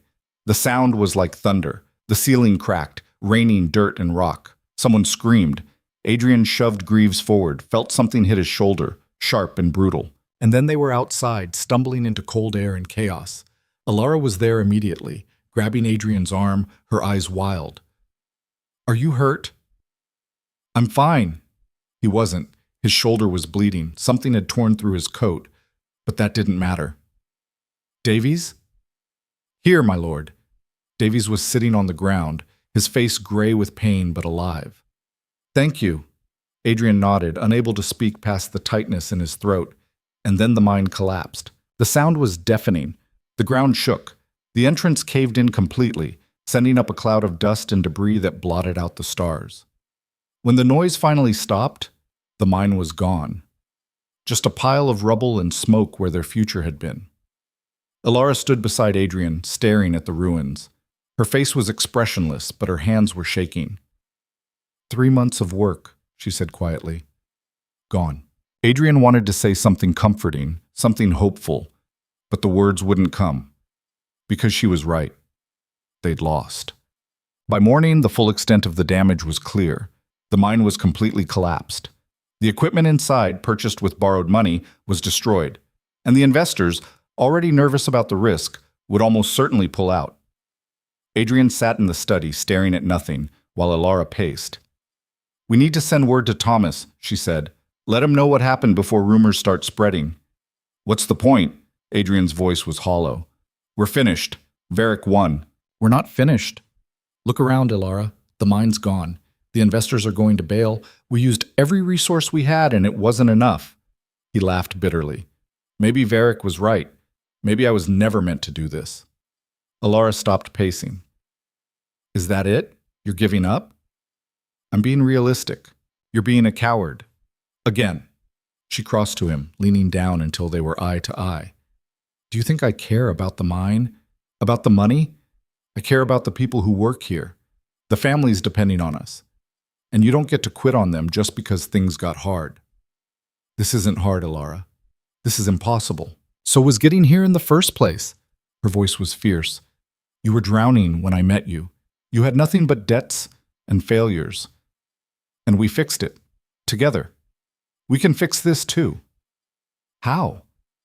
Alara straightened. "I don't know yet, but I'll figure it out. What I need to know is whether you're with me." Adrian looked up at her, this woman who'd stood in fire and ruins and still refused to break, who'd saved him more times than he could count. "Yes," he said finally. "I'm with you. Then get up. We have work to do." The first thing Alara did was call an emergency meeting with the remaining investors. Most of them showed up, if only to demand their money back. The meeting took place in the manor's great hall. Adrian sat at the head of the table, Alara beside him. The investors were hostile from the start. "This is a disaster," one merchant said bluntly. "We invested in a working mine. Now it's rubble." "It was sabotage," Alara said calmly. "Not negligence. Sabotage or not, the result is the same. We want our money back." "We don't have it," Adrian said. "Not in liquid funds, but we can offer alternatives." The merchant laughed. "Like what? More promises?" "Like land rights," Alara said. "Shares in the estate's agricultural production. Long-term contracts that guarantee returns even if the mine stays closed." "Agriculture barely covers your costs now," another investor pointed out. "Why would we want a piece of that?" "Because it's stable," Alara said. "The mine was always a gamble. But the land? The land produces. Every year, regardless of sabotage or bad luck. We're offering you guaranteed income in exchange for patience." The investors murmured among themselves. It wasn't what they wanted, but it was better than losing everything. "What about reopening the mine?" someone asked. "We're working on it," Adrian said. "But it'll take time, months, maybe longer. In the meantime, we focus on what we can control. The negotiations went on for hours. Alara was relentless, offering concessions, finding compromises, turning desperation into strategy. By the end, most of the investors agreed to stay. Not happily, but they stayed. When the last one left, Adrian slumped in his chair. I can't believe that worked. It almost didn't. Alara looked exhausted. But we bought ourselves time. Now we need to use it. Alara's next move was unexpected. She went to the village and called a town meeting. Every tenant, every worker, every family with ties to the estate. They gathered in the small square, confused and wary. Adrian stood beside her, uncertain what she was planning. Alara didn't waste time. You've all heard about the mine. It's gone. And with it, a lot of the resources we were counting on. I won't lie to you. The estate is in trouble. But we're not giving up, and I need your help. Murmurs rippled through the crowd. We're going to rebuild, Alara continued. Not just the mine, but everything. The fields, the infrastructure, the community. But we can't do it alone. I'm asking each of you to contribute. Your time, your skills, your ideas. In exchange, you'll have a stake in the results. Profit sharing, decision-making input, a real voice in how this place is run. The crowd went silent. This was unheard of. Nobles didn't share power with tenants. Why should we trust you? Someone called out. You're asking us to work for free on a promise. Not for free, for a future. Alara's voice was steady. I know you've been let down before. I know you have every reason to doubt, but I'm not your old lord. And Adrian isn't his father. We're building something new here, something that works for all of us, not just the people at the top. And if it fails? Mrs. Carter asked. Then we fail together, Alara said simply. But at least we'll have tried. The crowd was quiet. Then slowly, old Greaves stepped forward. I'm in, he said. Whatever you need. Others followed. Not everyone. Some were too afraid, too worn down, but enough. Enough to matter. Adrian watched in stunned silence as his tenants pledged their labor, their trust, their hope. Things he'd never earned, that Alara had somehow inspired. When the meeting ended, he pulled her aside. That was brilliant. That was necessary, Alara corrected. We don't have money, but we have people. And if we're smart, that's enough. Well, the work began immediately. The tenants organized into crews, some clearing the mine rubble, others repairing irrigation, still others preparing fields for early planting. Alara coordinated everything, turning chaos into system. Adrian worked alongside them, not directing, not supervising, actually working. Hauling stone, mending fences, learning the rhythms of labor he'd avoided his whole life. It was brutal. His hands blistered, his back ached. But for the first time, he understood what his father had known, that leadership wasn't about standing above people, but standing with them. And slowly, impossibly, things started to change. The fields that had been fallow for years began to show signs of recovery. The irrigation ditches started flowing again. The village, once hollow and gray, began to feel like a community. Word spread. Other estates heard about what Blackthornne was doing. A duke working shoulder to shoulder with his tenants, a duchess who treated peasants like partners. Some nobles mocked it, called it weakness, desperation. But others were curious. And in the capital, far from the northern winds, people started to talk. 6 weeks after the fire, a letter arrived. Not from Varick, but from the crown. Adrian opened it with shaking hands, Alara reading over his shoulder. It was an invitation. The king was hosting a summit for northern lords to discuss regional stability and economic reform, and Adrian Blackthornne was requested to attend. This is huge, Marcus said when they told him. The king doesn't invite failures to summits. It's also a trap, Alara said quietly. Varick will be there, and he'll use every opportunity to undermine us. Then we'll have to be ready, Adrian said. He looked at Alara. Will you come with me? Alara hesitated. The capital was everything she'd been trying to escape. Politics, performance, the brutal scrutiny of people who'd see her as nothing but a merchant's daughter playing at nobility. But it was also an opportunity. Yes, she said. I'll come. They left for the capital 2 weeks later, leaving Marcus in charge of the estate. The journey took 4 days, and with every mile, Adrian felt the old anxieties creeping back. The capital was where he'd failed before, where he'd wasted money and time trying to prove he belonged. This time felt different, because he wasn't going alone. Alara spent the journey reviewing everything they'd accomplished, preparing arguments and counterpoints. By the time they arrived, she had a strategy. "We don't defend ourselves," she said as their carriage rolled through the capital gates. "We go on offense, show them what we've built, make them see Blackthornne as an example, not a cautionary tale. And if they don't care, then we make them care." The summit was held in the King's Palace, a sprawling complex of marble and gold that made Blackthornne Manor look like a hovel. Adrian and Alara were announced with their titles, and every eye in the hall turned to watch them enter. Adrian felt the weight of those stares, judgment, curiosity, disdain. But Alara walked in like she owned the room. Varric was there, of course, standing with a cluster of northern lords. He smiled when he saw them, a predator's smile. "Blackthornne," he called out, loud enough for others to hear. "I'm surprised you could afford the travel expenses. Or did your wife's family pay for that too?" Laughter rippled through the hall. Adrian's jaw tightened, but before he could respond, Alara stepped forward. "Actually, Lord Varric, we paid for it ourselves, with profits from our estate." Her voice was clear, carrying, "You know, the estate you tried to steal when you thought we were weak." The laughter died. Varric's smile froze. "Careful, Lady Alara. Slander is unbecoming. So is arson." Alara's eyes were ice. "The mine fire wasn't an accident, and we both know who benefits most from our failure." Varric's face darkened. "You have no proof." "Not yet, but I will." Alara smiled, cold and sharp. "And when I do, everyone in this room will know exactly what kind of man you are." The hall went silent. Varric looked like he wanted to lunge at her, but too many people were watching. Adrian felt a surge of fierce pride. Alara had just declared war in front of the entire northern nobility. It was reckless, dangerous, and absolutely perfect. The king's chancellor called the summit to order before things could escalate further. The lords took their seats. Adrian and Alara sat near the back, aware of the whispers following them. The summit itself was tedious. Hours of discussions about trade routes, tax reforms, border disputes.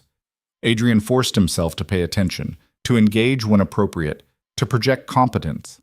And then, during a break, something unexpected happened. A younger lord approached them. Adrian recognized him vaguely. Lord Hayden, a minor noble from the Eastern Territories. "Lord Blackthornne, Lady Alara," Hayden said. "I wanted to introduce myself. I've been hearing about what you're doing with your estate. The profit-sharing arrangement with your tenants?" "Word travels fast," Alara said cautiously. "It does when it's interesting." Hayden lowered his voice. "I have similar problems. Low productivity, unhappy workers. I've been trying traditional methods, but nothing's working. I was hoping you might be willing to share your approach." Adrian glanced at Alara. She nodded slightly. "It's simple," Adrian said. "Treat them like partners, not property. Give them a stake in success, and they'll work harder than any threat could make them." "And it actually works?"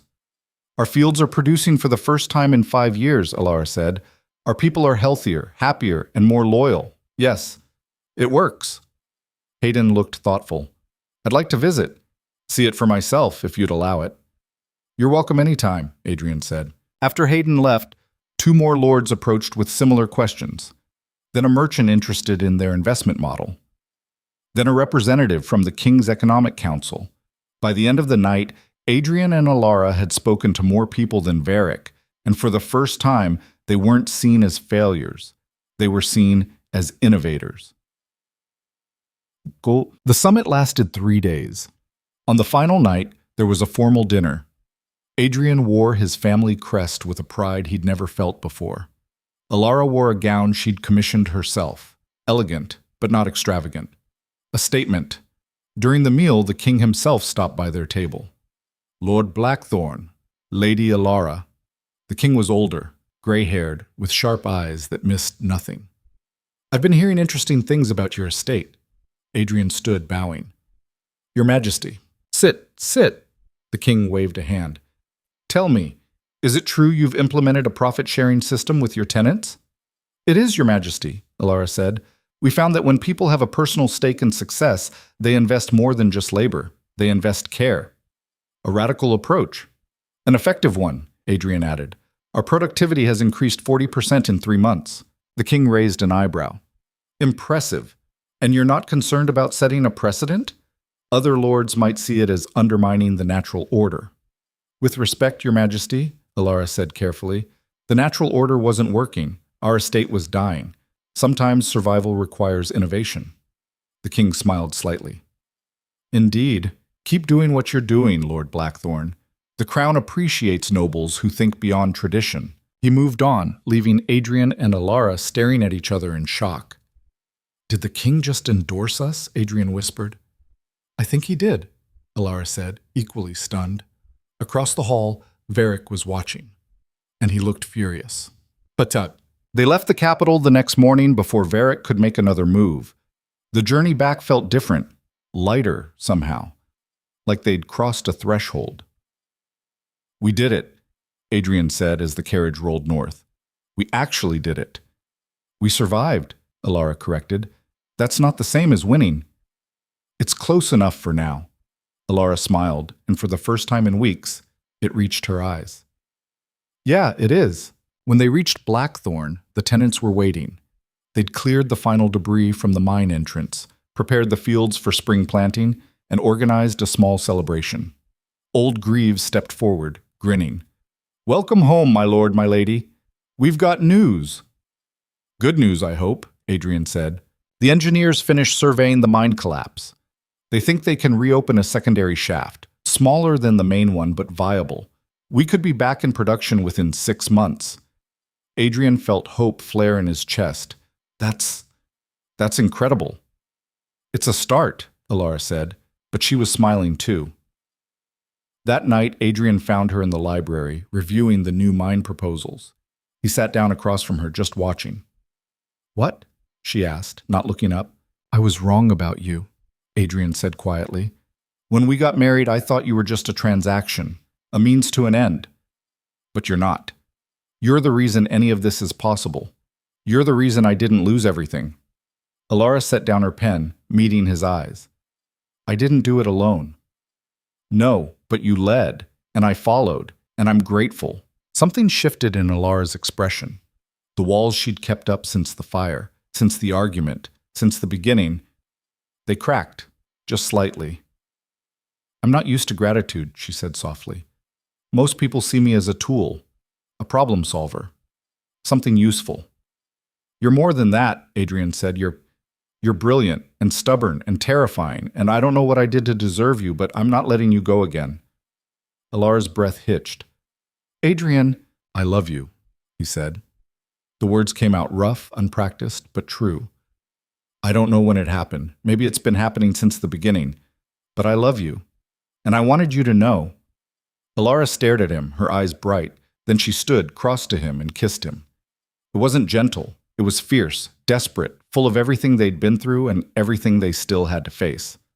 When they finally broke apart, both were breathing hard. I love you too, Alara whispered. You frustrating, impossible man. Adrian laughed, pulling her close. We're going to make this work, all of it. Yeah, Alara said, against his shoulder. We are. And for the first time since the wedding, they both believed it. Spring came to Blackthornne like a promise kept. The fields that had been dead for half a decade pushed up green shoots. The secondary mine shaft opened 3 weeks ahead of schedule, and the first cart of silver ore emerged to cheers from workers who'd spent months clearing rubble by hand. The village that had been silent and gray now hummed with activity, children playing in streets that had been empty, smoke rising from chimneys that had been cold. Adrian stood on the manor steps one morning, watching the sun rise over land that finally looked alive, and felt something he hadn't felt in years. Hope. Alara found him there, 2 cups of tea in her hands. She passed him one without a word, settling beside him on the cold stone. Can't sleep? She asked. Didn't want to. Adrian gestured at the view. I keep thinking I'll wake up, and this will all be gone. It's real. Alara's voice was soft. We built it. It's not going anywhere. Adrian turned to look at her. In the early light, with her hair loose and her expression unguarded, she looked younger.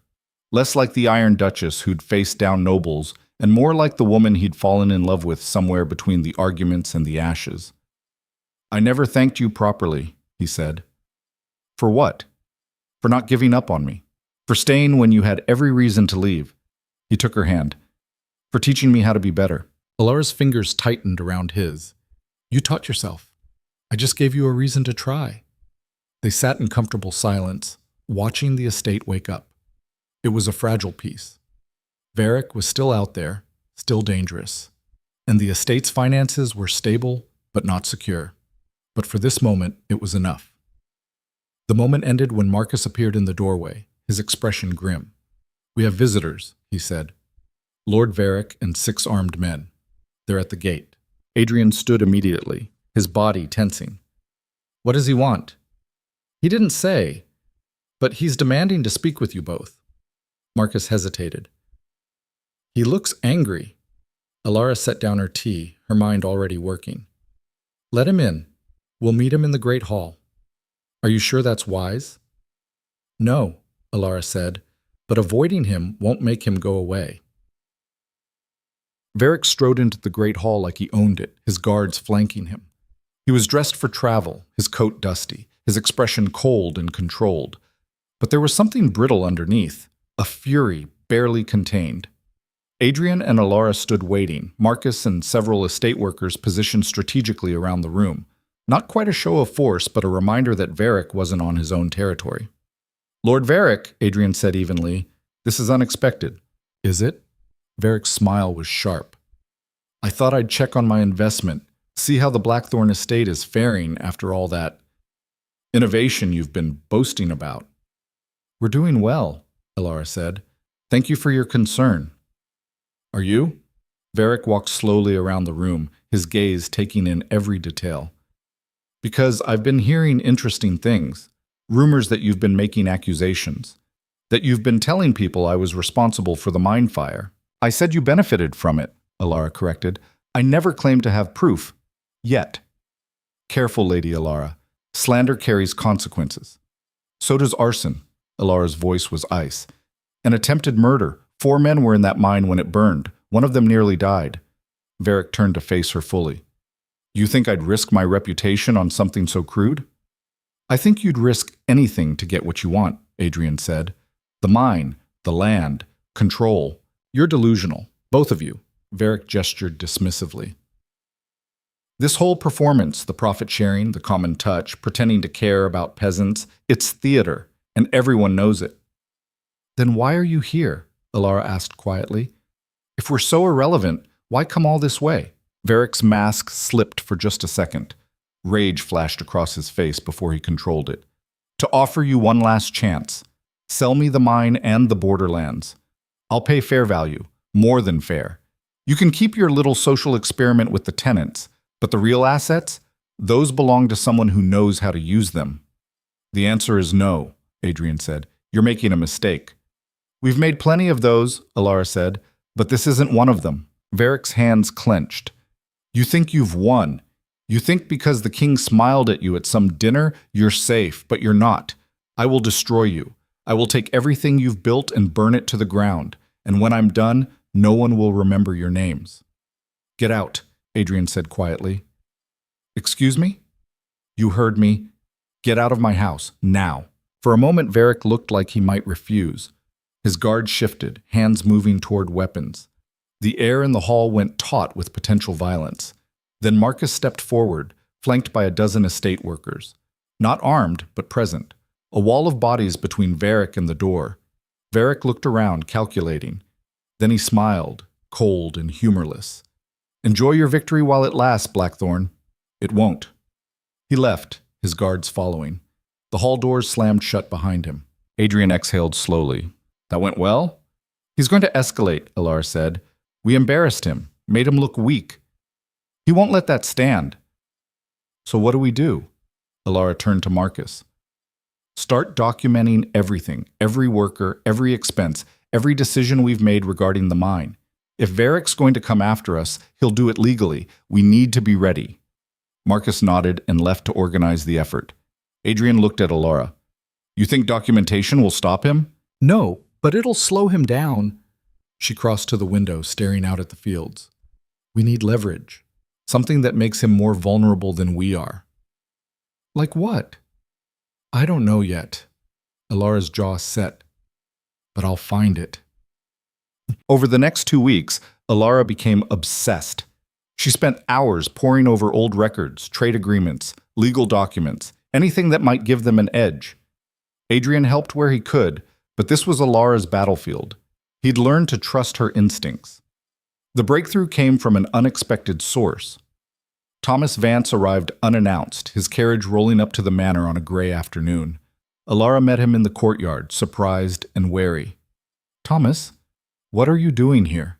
Her brother climbed down, looking travel-worn and serious. "We need to talk. Privately." They went to Alara's study. Adrian joined them, closing the door. Thomas looked between them, then pulled out a folder of documents. "I've been doing some digging," Thomas said, "after you told me about Varric and the mine fire. I have contacts in the capital, merchants who know things nobles don't share publicly." He spread the documents across the desk. "Varric's not as stable as he appears. He's been borrowing heavily, overextended on several investments that haven't paid off." Alara leaned forward, scanning the papers. "How heavily?" 50,000 marks, maybe more. He's been hiding it, moving money between accounts, but the debt's real." Thomas pointed to a specific document. "And here's the interesting part.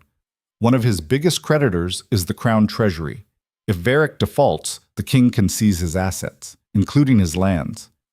Adrian felt his pulse quicken. "He's desperate. That's why he wants our mine so badly. He needs the revenue to cover his debts." "Exactly," Thomas said.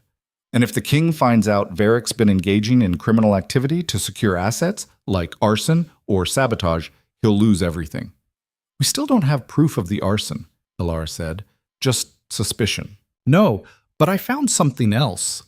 Thomas pulled out another document. "Remember the night of the fire? One of Varric's guards was seen in the village tavern, got drunk, started bragging about teaching the upstart Duke a lesson. The tavern keeper remembered it because the man was throwing around silver, more than a guard should have." "That's not proof either," Adrian said. "It's hearsay." "Alone, yes, but combined with Varric's financial situation, his threats, his pattern of behavior?" Thomas looked at Alara. "It's enough to start asking questions, loud questions, the kind that make the crown nervous." Alara was quiet for a long moment, her mind working through possibilities. Then she looked up, her eyes bright with something fierce. "We don't need to prove he did it," she said slowly. "We just need to make him think we can." The plan was risky, reckless even, but it was all they had. Alara drafted a letter, not to the king directly, but to the crown's chief investigator. A carefully worded document outlining Varric's debts, his threats, and the suspicious circumstances around the mine fire. She didn't accuse outright, she just asked questions. Innocent, reasonable questions that would force an investigation. Then she made copies and sent them to every noble who'd attended the summit, every merchant who'd expressed interest in Blackthorne's innovations, and several prominent members of the capital's social circles. "You're starting a rumor campaign," Adrian said, watching her seal the final envelope. "I'm starting a conversation," Alara corrected, "about Varric's stability, his methods, his desperation. By the time the Crown investigator finishes reading this, half the capital will already be talking. And if it backfires, then we go down fighting." Alara met his eyes. "But we go down together." Adrian kissed her, hard and brief. "Together." The letters went out that afternoon. 3 days later, Varric came back. Well, this time, he came alone. No guards, no entourage. He arrived at dawn, standing at the manor gates like a man who'd run out of options. Alara saw him from her window and felt her stomach drop. "He knows." She and Adrian met him in the courtyard. Varric looked haggard, older than he had just weeks before. The arrogance was gone, replaced by something raw. "You sent those letters," he said without preamble. "I asked some questions," Alara said calmly. "Is that a crime?" "You destroyed me." "You destroyed yourself." Alara's voice was hard. "You gambled on intimidation and sabotage, and you lost. That's not our fault. The Crown is investigating me. Do you know what that means? My assets are frozen. My creditors are circling. I'll lose everything." Varric's voice cracked. "My family's estate, our name, gone. Because of you." "Because of your choices," Adrian said. "You could have competed fairly. built something instead of tearing us down. You chose this path. I chose survival, Varric spat. Just like you. Don't pretend you're better than me, Blackthorne. You married a merchant for money. You sold out your family's dignity to save your skin. I married someone who makes me better, Adrian said quietly. Someone who taught me that dignity isn't about bloodlines or pride. It's about how you treat people. And by that measure, I'm leagues better than you. Varric stared at him, breathing hard. Then he turned to Alara. What do you want? To watch me fall? To gloat? I want you to leave us alone, Alara said.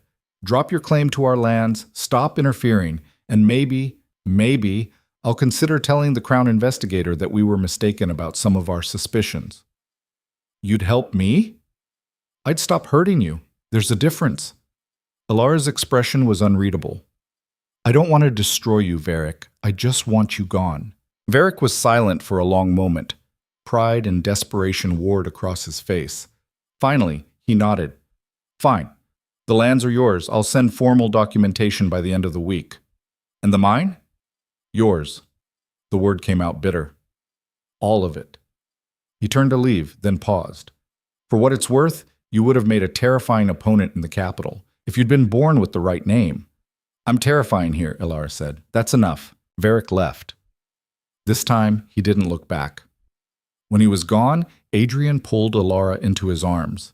She was shaking, not from fear, but from the weight of what they'd just done. It's over, Adrian said. Yeah.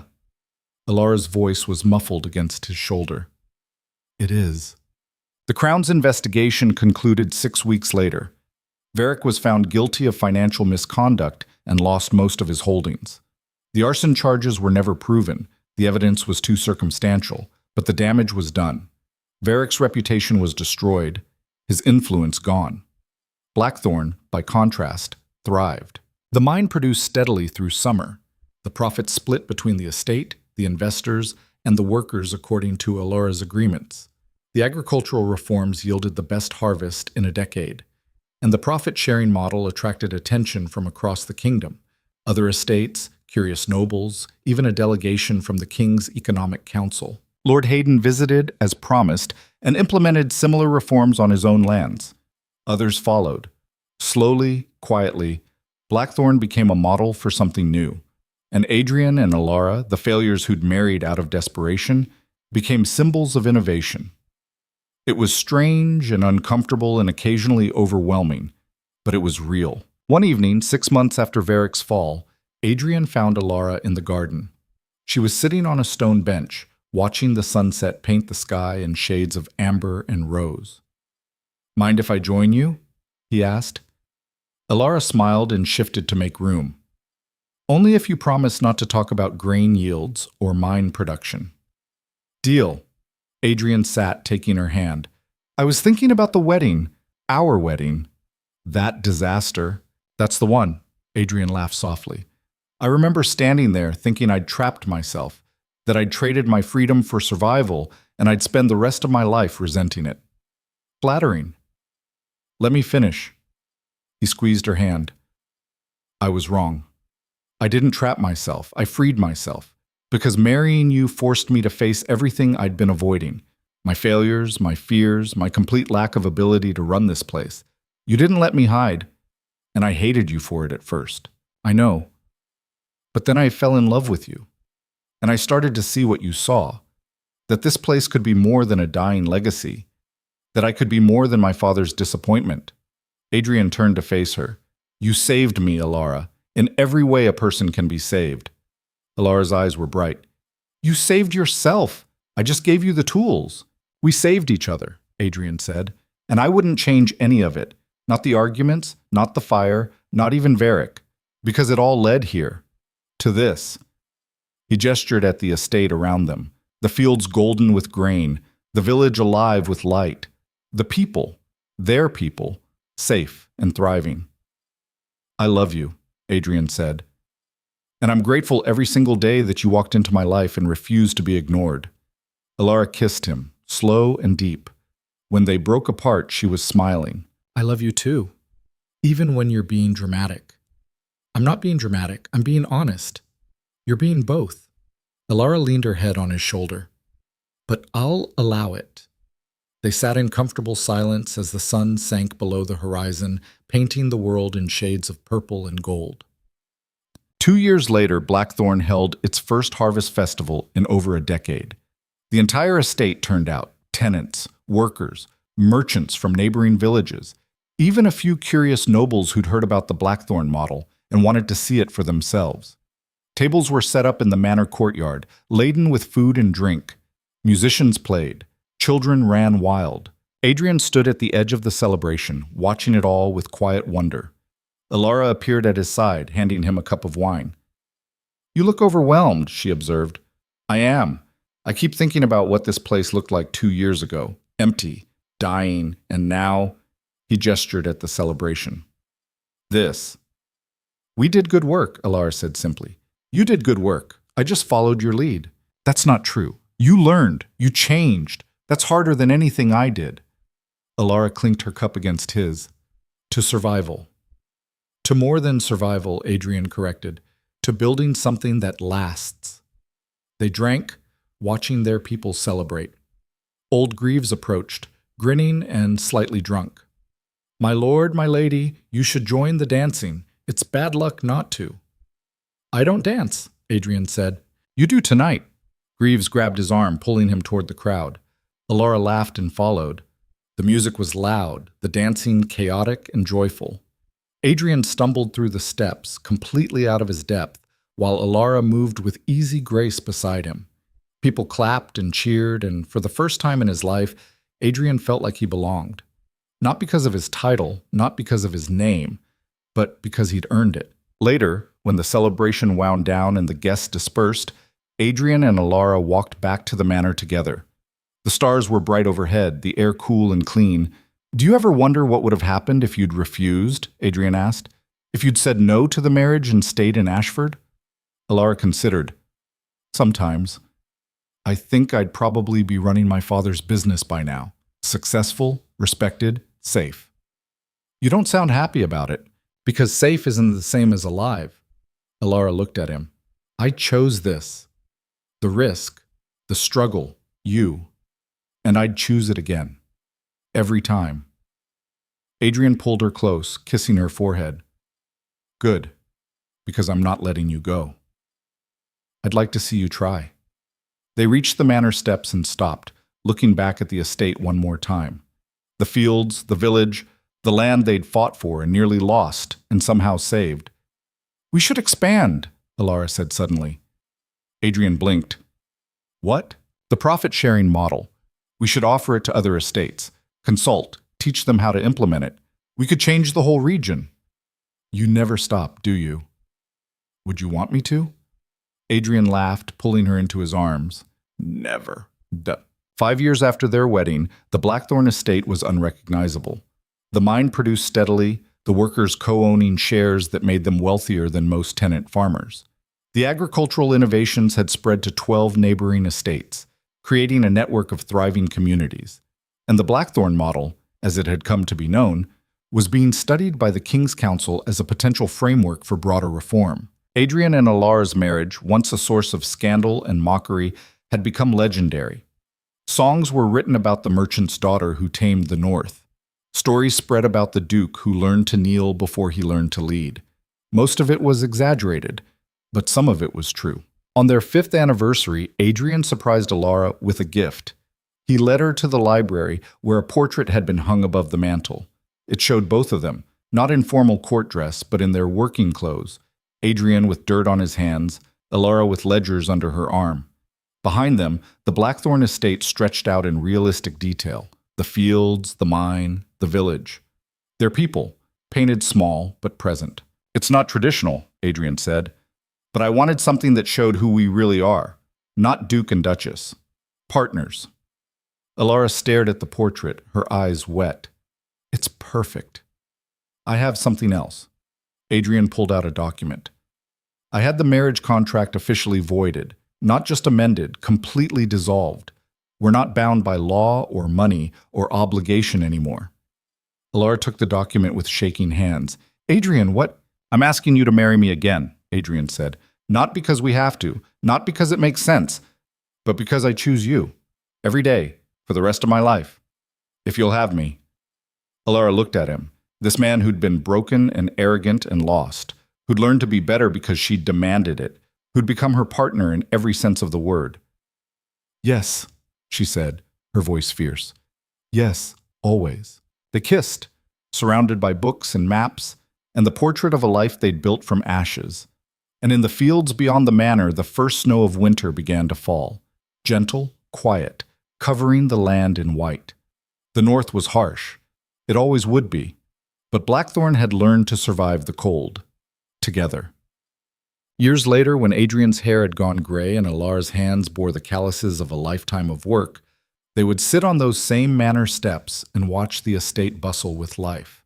Their children, 2 daughters who'd inherited their mother's mind and their father's stubbornness, would run the daily operations, implementing innovations Alara and Adrian could barely understand. The world had changed. The Blackthornne model had spread across the kingdom, inspiring reforms that shifted the balance of power between nobles and common folk. It wasn't a revolution, just a steady, grinding evolution toward something fairer. And at the center of it all, Adrian and Alara remained, not as rulers, but as reminders. That change was possible, that failures could become victories, that love, messy, complicated, hard-won love, was stronger than any contract. On quiet evenings, when the work was done and the estate settled into twilight peace, Adrian would take Alara's hand and ask the same question he'd asked 100 times before. "Any regrets?" And Alara would smile, that fierce, brilliant smile that had first made him fall in love, and give the same answer. Not one. The north wind would blow, cold and relentless. But inside Blackthornne Manor, the fires burned warm, and the people who'd survived each other, who'd built something from nothing, who'd refused to break even when breaking seemed inevitable, those people were home. Finally, completely, unshakably home.